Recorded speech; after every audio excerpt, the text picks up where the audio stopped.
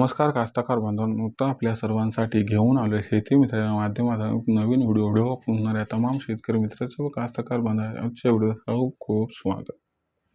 शेतकरी मित्रांनो, आपल्या सर्वांसाठी सध्याच्या कंडिशनचा हा लाख मोलाचा सवाल की देशांतर्गत बाजारामध्ये 30 तारखेपर्यंत जास्तीत जास्त किती वाढणार सोयाबीनचा बाजारभाव। सध्याच्या कंडिशनचा हा लाख मोलाचा सवाल की देशांतर्गत बाजारामध्ये 30 एप्रिलपर्यंत जास्तीत जास्त किती वाढणार सोयाबीनचा बाजारभाव। देशातील सामान्य कास्तकार बांधव आजच्या कंडिशनला विचारायला लागलाय की 30 एप्रिलपर्यंत देशांतर्गत बाजारामध्ये जास्तीत जास्त किती वाढणार सोयाबीनचा बाजारभाव।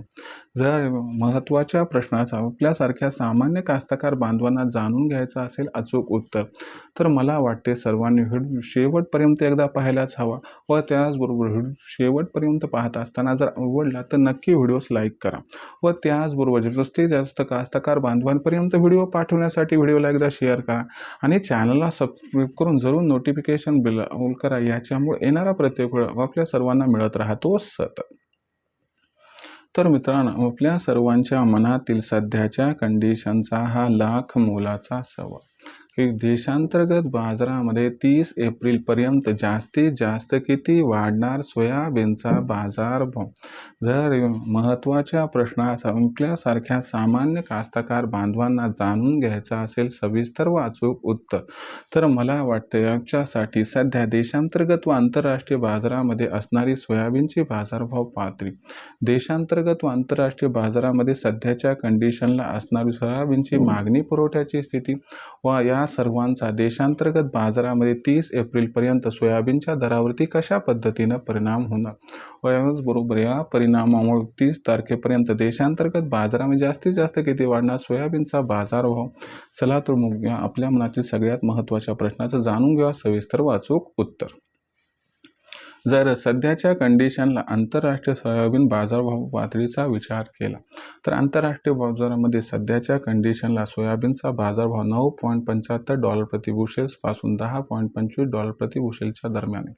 आंतरराष्ट्रीय बाजारामध्ये 30 एप्रिलपर्यंत आपल्याला ब्राझील, अर्जेंटिना, पॅराग्वे आणि उरुग्वे या चारही देशातून मोठ्या प्रमाणात सोयाबीनची विक्री होताना दिसणार आहे आणि याच्यामुळे 30 एप्रिलपर्यंत आंतरराष्ट्रीय बाजारामध्ये सोयाबीनच्या बाजारभावात कसल्याही प्रकारची तेजी अथवा मंदी दिसणार नाही।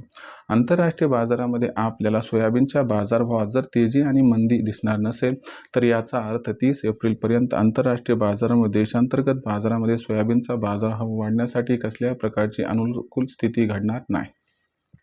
मग देशांतर्गत बाजारभाव पातळीचा विचार केला तर देशांतर्गत बाजारामध्ये सध्याच्या कंडिशनला सोयाबीनची दर पातळी ही 39 ते 42च्या दरम्यान आहे। देशांतर्गत दर पातळीचा विचार केला तर आपल्याला 15 एप्रिलनंतर देशांतर्गत बाजारामध्ये सोयाबीनची दर पातळी ही आणखीन सुधारताना दिसणार आहे। देशांतर्गत दर पातळीमध्ये सुधारणा होण्यामागचं कारण म्हणजे आपल्याला माहीत आहे की अमेरिका व चीन या संघर्षामुळे चीन 15 एप्रिलनंतर भारतातून मोठ्या प्रमाणात सोयाबीन याची आयात करणार आहे। जसजशी एकीकडे सोयाबीन आयात वाढणार तसतसा सोयाबीनची मागणी व त्याचबरोबर सोयाबीनच्या पुरवठ्यात गॅप निर्माण होणार। दुसरीकडे एक महत्त्वाची गोष्ट लक्षात ठेवा की देशातील सोयाबीनचा शिल्लक साठा फार कमी, याच्यामुळे पुरवठा सुद्धा दिवसेंदिवस कमी होत जाणार आहे। याच्यामुळे आपल्याला 30 एप्रिलपर्यंत देशांतर्गत बाजारामध्ये सोयाबीनची मागणी व पुरवठा याच्यामध्ये प्रचंड तफावत दिसणार आहे।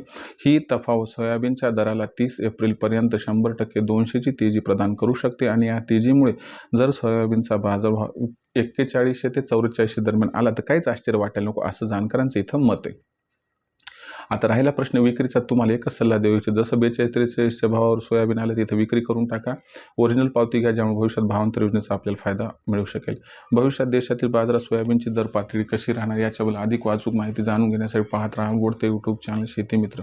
मला वाटतं आपल्याला आवडलं, त्यामुळे लाईक करा, कास्तकार बांधवांपर्यंत पाठवण्यासाठी शेअर करा, चॅनलला सबस्क्राईब करून नोटिफिकेशन बेल ऑल करा, याच्यामुळे येणार प्रत्येक आपल्या सर्वांना मिळत राहतो सतत।